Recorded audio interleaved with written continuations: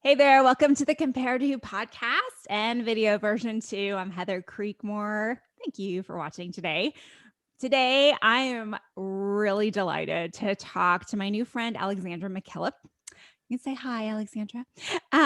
We are going to talk about Hi. diets, diet culture, all those things. Friends, she's an expert. Let me tell you a little bit about her. She is a food scientist. Okay, she's legit. She's an author of a brand new book, which she'll tell you about too.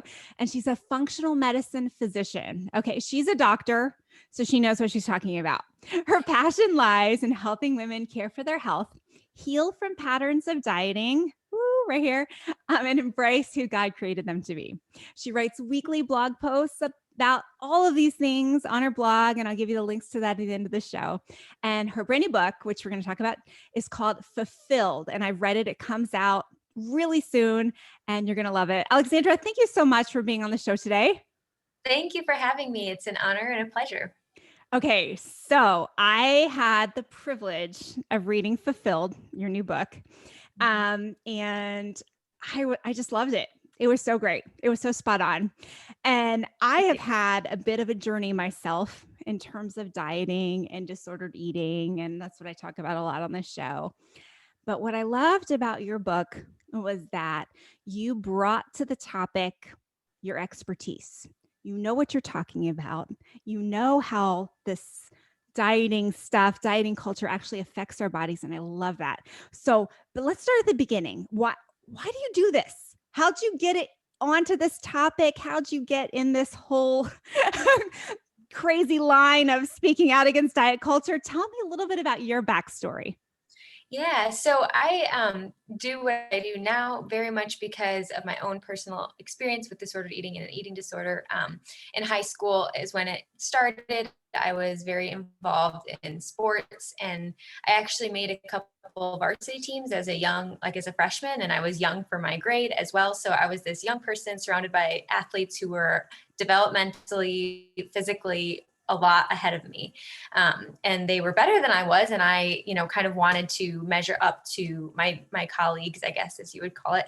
And so I thought if I just train harder and I do all this outside work, I'm going to be able to be on their level, which, I mean, sure, yes, there's something to be said for training, but I think I was hoping to get myself a leg up through manipulating my body as well, through looking at nutrition and just kind of clinging to some things very, very tightly for a sense of control. And being in high school, there's a lot of extra academic demands and social things. Like some of my friends moved away, and those things felt very out of my control as well. And so the more that I invested myself in sports and trying to work on this nutrition thing that I had become interested in, the more it actually started becoming something that was controlling me. And as a young teenager, as many do, I had those body image struggles as well. And being in a sport where there are many, thin people, it was cross country running. It just kind of heightened that, there is this idea if you're slimmer and smaller, you're going to be faster. And but that's not true if you're not feeding your body. And so I started to learn that the hard way, just falling into that pattern of disordered eating and ultimately reaching the point of anorexia and having to recover from that. But I would say honestly that my struggles intensified when I went to college. I stopped doing the competitive running, and then trying to adapt to like a new city and trying to make new friends, the additional academic burdens that you find in college just kind of sent me into a tailspin. And I actually started gaining weight, which made me feel even more out of control in my body. I thought I was doing all the same things that I should to control my body, and it wasn't working now. And that just kind of led to this cycle of guilt and shame and feeling so disconnected from who I was and what my purpose in life was. As I finally reached a point of recovery, over the course of a couple years and getting help myself and doing some deep soul searching with myself and with God and in prayer, I realized just this 180 viewpoint was necessary in order to have a life. If all I care about is being smaller and I'm putting all of my effort into first, I need to lose weight, I'm missing out on the abundance of life that God has for me. And since then, I've, the Bible myself, and I have come to realize very much that God doesn't want us to be so preoccupied with these things. He didn't design the role of food to be so consuming, and He actually invites us into freedom, very much in the sense of with food, eat and drink and taste and see that the Lord is good, that He provides us with gifts. And so I just grew this passion, I guess, for sharing that message, because I wasn't seeing it in the world around me. And the more women I spoke with, the more I saw that it was something that needed to be talked about. Absolutely. I love that so much. I think it was last fall. I just one day had this realization that I have spent most of my life trying not to eat, and how ridiculous that is. Right? I mean, I've been on this recovery journey for about 10 years from disordered eating, and I love how you said eating disorder and disordered eating, because I know you mean two different things, and I think it covers most of us. Will you go ahead and flesh that out? What do you mean when you say eating disorder, and then what do you mean when you say disordered eating? Yeah, so I would say that there's very much a spectrum, which would start with dieting and end at a clinical eating disorder, where someone might be in the hospital or really in intensive care. So that's when we typically think about anorexia, bulimia, binge eating disorder. But over time, the medical system has come to recognize that there's a lot more people that fall into this place where their relationship to food and their bodies and to exercise is negatively impacting their ability to live their lives and to be healthy and vibrant and contribute to society, even if they don't fall into these kind of strict guidelines that had been boxed out for what an eating disorder is. And so I would say that probably most women fall into this disordered eating spectrum, where you look to food to fulfill a need in your life that maybe it wasn't righteously designed to fulfill. You're looking for a way to manipulate the size and shape of your body. You force meals to look a certain way, even if maybe that's not what your body is telling you to do. Yeah. Yeah. Thanks for explaining that, because I think those terms get thrown around a lot. And I think, I deal with a lot of women that are like, oh yeah, no, I don't have any eating disorder stuff, but they are consumed with what's on their plate at every meal, and, how many calories they had and all of those things. So I appreciate you clarifying that. So yeah, like I was saying, like last fall, it just hit me. I was like, wow, how crazy is it that most of my life has been spent trying not to eat? That is our default, that somehow this weird diet culture has taken us to a place where that's the standard. I mean, it's just so contrary of the way God made our bodies, and like we need to eat. Like you were saying, like if you're going to be a runner, you need to eat, but beyond that, like you need to eat to function, to think, to have normal body processes. So flesh that out for me. Like why is diet culture, or shall I say, how is diet culture hurting this very basic sensibility we should all have? Like, what is diet culture doing to us? Yeah, so I think especially as women, we kind of, as you mentioned, you spent so much time trying to become smaller and lose weight. Like it's almost like we're fed this rhetoric that we don't deserve to be here and take up space, or that the role that God has for us in life isn't important, and that we need to just be looking to our bodies as ultimate, kind of putting our identity in that. If we can choose our own beauty, so to speak, with enough willpower, then we can earn our value and our worth and our right to be here. And that is so backwards from what we see as truth in the gospel. It's so completely really wayward. I'd say it's a lie that the enemy is feeding us about who we are and what our value is. And from a physiological standpoint as well, the more that we try to control and shrink ourselves, the more we're actually harming our health. So I find that there's this sense of irony that very much right now the media talks about dieting as like a good thing because it's pro health, and you can have a diet for whatever kind of ailment you come across, but oftentimes those end up actually physiologically harming us.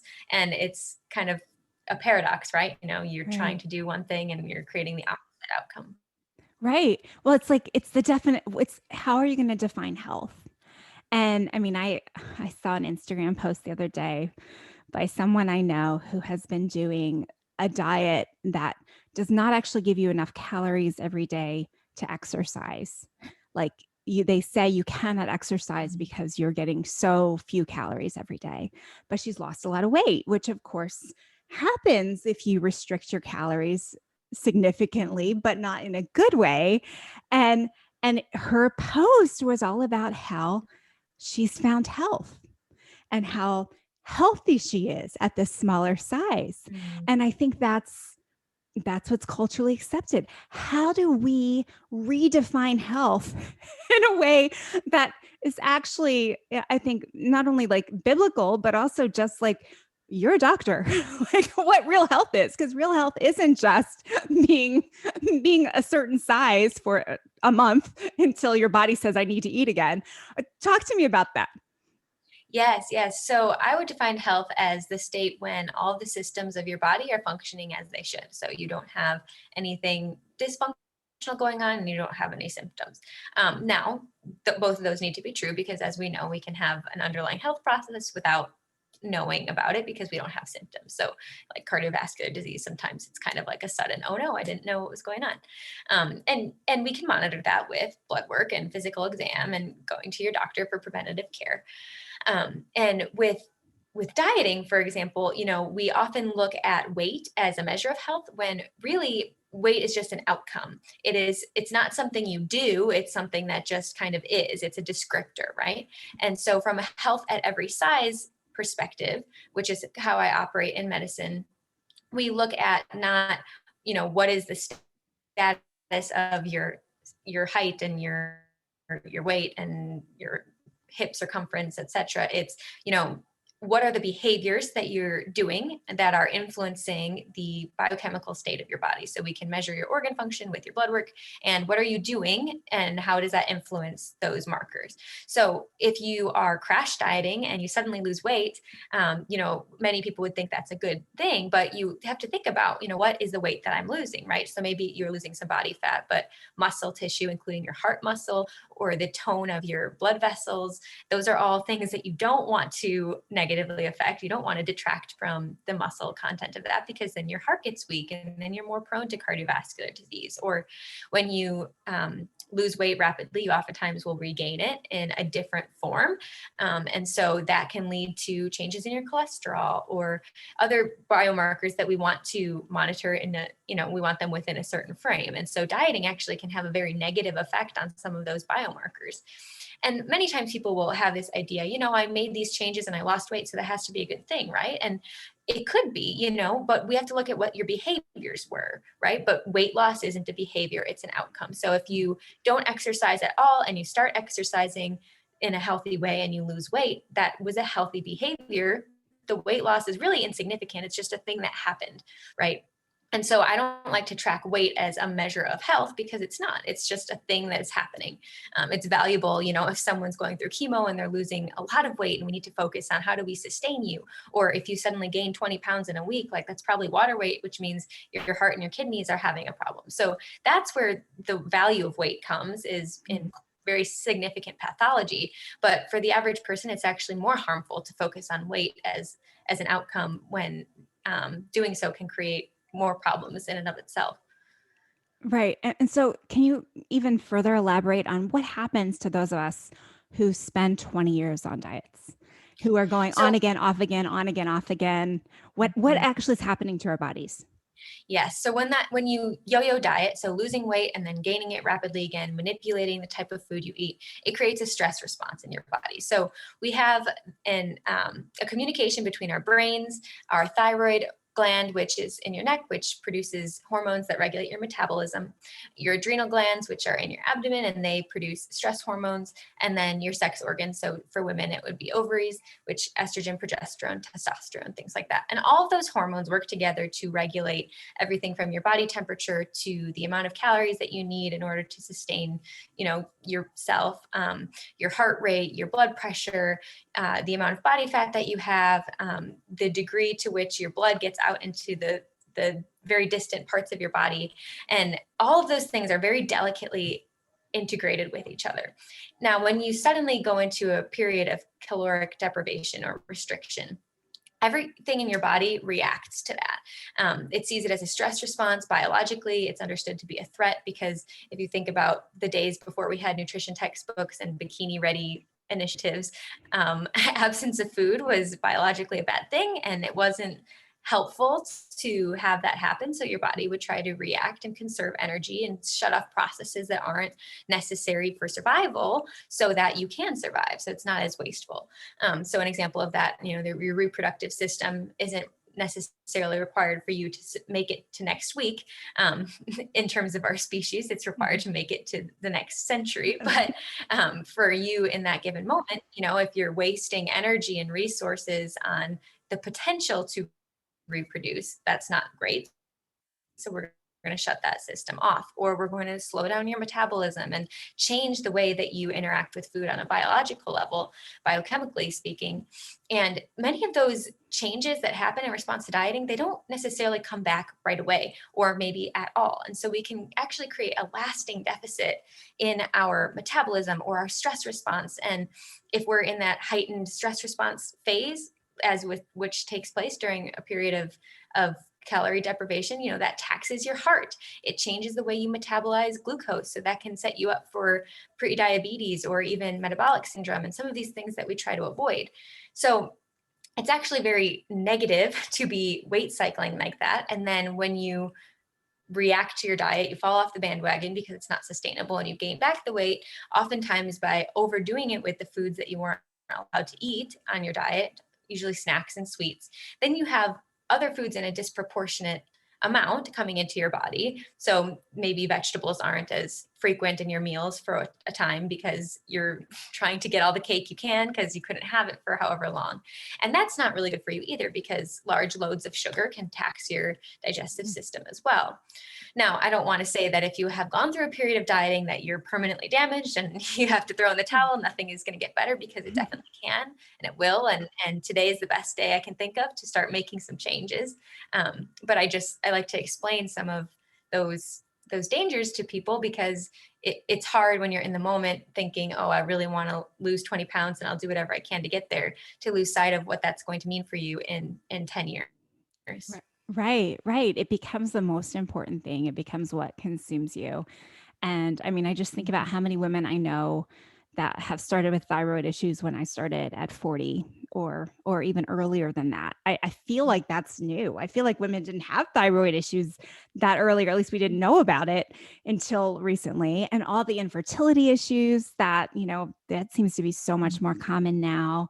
Adrenal issues. I mean, that I used to teach so many fitness classes and work out way too hard and then not eat enough calories. And my adrenal system just went kaput a couple years ago, where it was like, I just had to stop everything. And so all of these things are popping up everywhere. And it's interesting. I mean, diet culture, I guess, has only been around since like the 1980s is kind of when I tracked it to, maybe late 70s.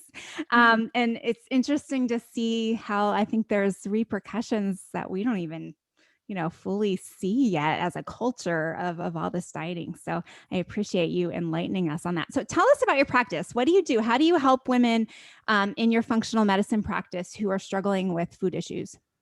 Yeah, so from a functional medicine perspective, I would say that the role of the provider is to help my patient get back to the point where their body is functioning as it was designed to. So we want not only you to be absent of disease, but we want things to be not trending in that direction either.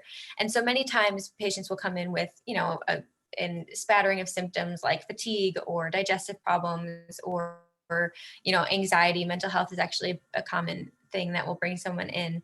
And we talk through like a whole systems approach, like how do you eat and exercise? How do you sleep? What's your stress like? What do you do for your work? What types of environmental exposures might you have potentially to toxins? Like, have you had a history of infections? All these sorts of questions. And then we do a physical exam and blood work. And many times there are markers on blood work that come back that indicate that a patient maybe isn't eating enough or are not eating in a stable way. So that would be indicators like on your blood sugar control. So if it seems like your blood sugar goes up and down all the time, or it seems like it's high often because you maybe don't pair protein with your carbohydrate intake, which is something that often happens after a period of dieting. Or there can be other markers like your cholesterol can be a little bit off, or oftentimes it's too low for many women who diet. Thyroid markers can be off. And so I talk through like, okay, you shared with me how you're eating. And at that point, I would often dig a little bit deeper. What's your approach to food? Like, would you say your relationship to food is? Do you ever find that you're eating past the point of fullness or skipping meals intentionally? Are you okay with your weight? There's actually a question that's from an eating disorder screening tool that is clinically validated for use by primary care providers. counselors to identify risk behavior in their patients. And it's, how okay are you with gaining 2 pounds? And you'd be surprised by the wide variety of answers someone might give to that. And, from my perspective, I know that overnight your weight can change 5 pounds from water and salt and whether or not you exercised or, all these sorts of things. And for someone to say that it would ruin everything, I would be shattered. It would be such a burden to me. That's such a huge flag, because that tells me that even if they say that they're eating in a healthful way, I know that their heart about their relationship to their body and their relationship to food could use some TLC. And so while my role primarily in my functional medicine practice is to look at the physiology, I very much take on that counseling role and invite those conversations and just start planting seeds so that I can refer someone for working with a dietitian or a therapist to address some of those root cause issues, which oftentimes eating disorders cause symptoms like fatigue and insomnia, anxiety, depression, digestive problems, all those things that might send someone to a functional medicine doctor.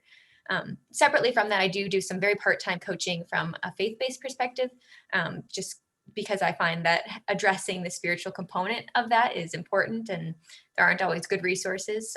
But that's more of a separate thing from my functional medicine practice. Awesome. So most of us know diets don't work. Everyone's seen the data. It's like 98% of diets fail.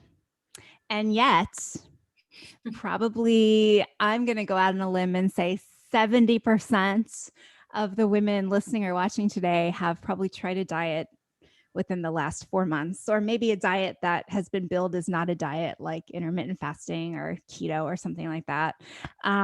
Or they're trying a lifestyle, but it's really a diet because it's not a lifestyle. You can, we use all these different semantics to fool ourselves. And I can say this as someone who's done it. So there's no shame, no blame, no condemnation in all this. I'm just like, I know this is the things I've done. And I have a feeling that if you're listening or watching today, you've probably done the same things too, tried to convince yourself that this is your new way of life. So Alexandra, we know they don't work. Why do we keep going back? Well, there's a lot of reasons for that. I think it's probably different for every person, but a couple ones that I could think of right off the bat. One would be, I think we like rules. They make us feel safe. And if we can control our food, as was my experience, it's like a faulty coping mechanism for when other things in life feel a little bit out of control. Another one would be that we place our identity in our bodies and we think that this is determinant of what is within it. But I love the scripture that says that we are holy vessels and indwelling of the Holy Spirit. And so that's just a good reminder to me that what's on the outside is just there to contain the Holy Spirit that is dwelling within me. And I think that very much ties into that language that oftentimes we use about diets. Oh, it's a lifestyle. Well, we zoom out for a moment and say, do I really want my whole life to be revolved around what I do or don't eat? Or do I have bigger purposes? Does God have more for me? This Holy Spirit that's within me has more for my life. And so I think that can be helpful when you fall into that feeling that, nothing will get better unless I lose that 5 pounds, because it really can feel that way. It feels so urgent. But yeah, so I think identity is a big one, as well as a sense of belonging. A lot of times among women, our conversations focus on dieting. We feel understood by each other. If you say, oh, I'm trying to lose weight. Oh, me too. Oh, I did this. Oh, I tried this and it did or didn't work. But you feel understood on this level. It's like this mutual suffering that we all share. Right. But how I always wonder how different would our relationships be if we connected on the real heart issues instead of some of those superficial things, where we actually need prayer and support and love, not in accountability to lose 5 pounds or to count carbs or something. Right. And the last one that I would say is dieting for beauty. So I don't need to condemn the pursuit of beauty. I think we all want to adorn ourselves in a way that's honoring to the God who made us. But I think we have a misguided understanding of what it means to be beautiful. I like to remember that God designed each of us beautifully and we can live within that uniqueness.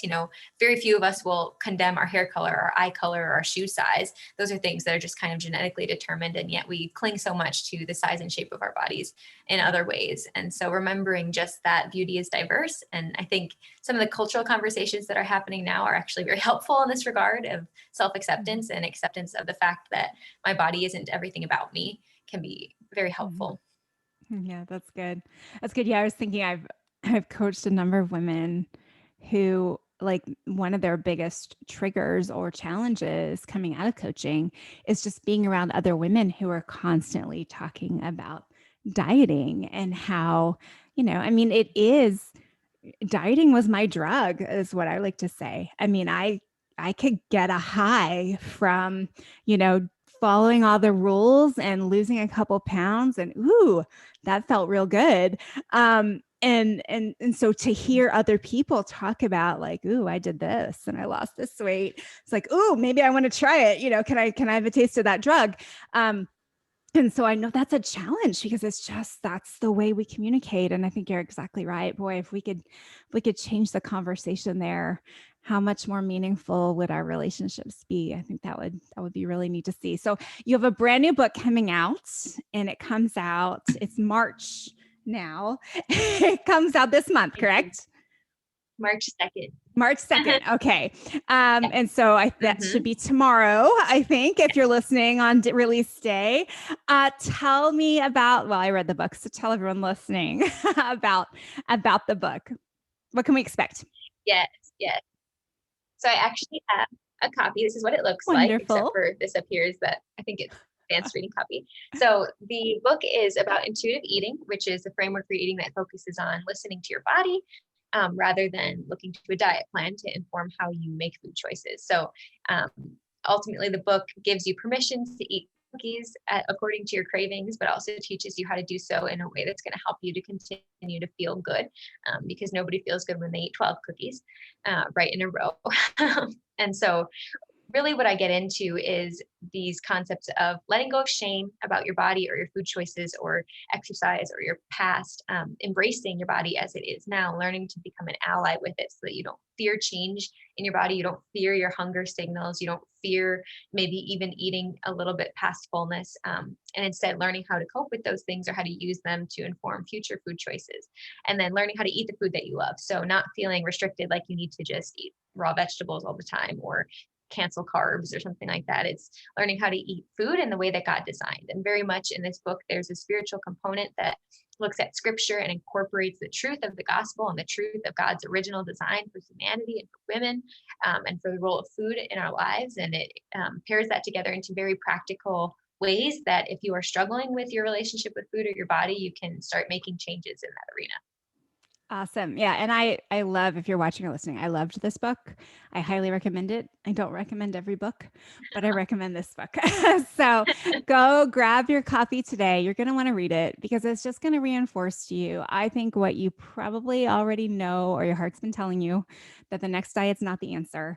But the question is always then, what do I do? If I'm not on a diet, what do I do? And you very gently go through the process of what it means to start listening to your body again and try intuitive eating and all the things. And you're also fun to follow on Instagram because because you share lots of fun little reminders that, potato chips aren't bad. Things like that. That some of us, there's just so many food rules that we have been programmed to believe and accepted. And I mean, it affects every part of our vocabulary, our vernacular. There's bad foods, there's good foods.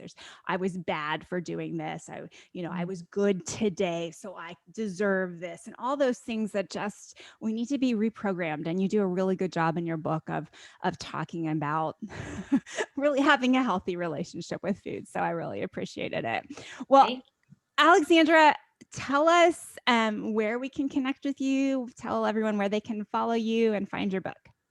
Yes. So I write right now. It's twice a week blog posts at alexandramackkillop.com.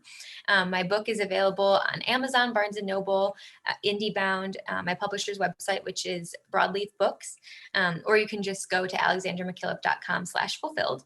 And then, as you mentioned, I post on Instagram pretty regularly, Alexandra C. MacKillop. C is for like cat or for Christine, which is my middle name. But many people forget the C. So yeah, that's where you can find me. I guess I have a Twitter account, but I really only use it to post on Instagram. So I Up to get you it. if you want to follow me there. I know. I have a Twitter account too, and it's stale. So I totally get that. And I'll put all those links to where people can connect to you in the show notes. Thank So you. so they can find you easily and find your tremendous book. Well, thank you so much for being on the show today and for Yeah. teaching us. I appreciate it. Yeah, I loved it. It was a wonderful opportunity, and it's great talking to you. Good to talk to you too. And thank you for watching or listening. I hope something in today's episode has helped you stop comparing and start living. Bye bye. That's all for today.